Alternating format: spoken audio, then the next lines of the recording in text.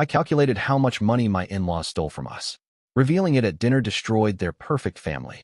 I, 32 have been married to my wife for 5 years now, and every summer her family has this tradition of going on a 2-week vacation together.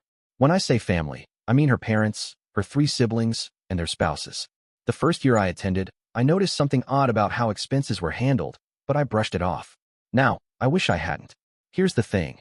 There's this unspoken rule that all the spouses who married into the family are expected to cover pretty much everything during the vacation. Hotel rooms, meals, activities, everything. The biological family members don't spend a dime. At first, I thought maybe this was just how they did things, and since I make decent money as a software engineer, I didn't want to rock the boat. This year's vacation was at an expensive beach resort. The first red flag should have been when my father-in-law booked the most expensive rooms without consulting any of us who'd be paying. But what really got to me was overhearing my mother-in-law and sister-in-law laughing about how they haven't had to pay for a vacation in years thanks to their wonderful spouses.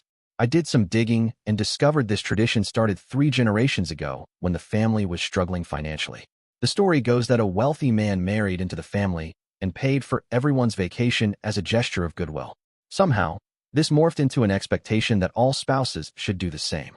The breaking point came during the first dinner at the resort. Everyone had ordered the most expensive items on the menu without a second thought. My brother-in-law's new wife looked absolutely mortified when she realized she was expected to cover the bill for 8 people. That's when I decided enough was enough. I cleared my throat and announced to the table that I had made dinner reservations for just my wife and me for the rest of the trip. Then I dropped the bomb. I had calculated that over the past 5 years, I had spent over $40,000 on these family vacations while the biological family members hadn't contributed a cent. The silence that followed was deafening. My mother-in-law's face turned red, and my father-in-law started sputtering about tradition. But it was my wife's reaction that surprised me most. She just sat there, staring at her plate, before quietly saying she had never realized how much money I'd spent on these trips. That's when the other spouses started speaking up. Turns out, one had taken out loans to keep up with these expenses. Another had been dipping into their kids' college fund. The new wife admitted she'd maxed out her credit card just for the first 3 days of this trip. The biological family members tried to defend the tradition, arguing about family values and how this was their way of welcoming new members. But when my sister-in-law's husband pointed out that real family doesn't financially exploit each other, the mood shifted dramatically.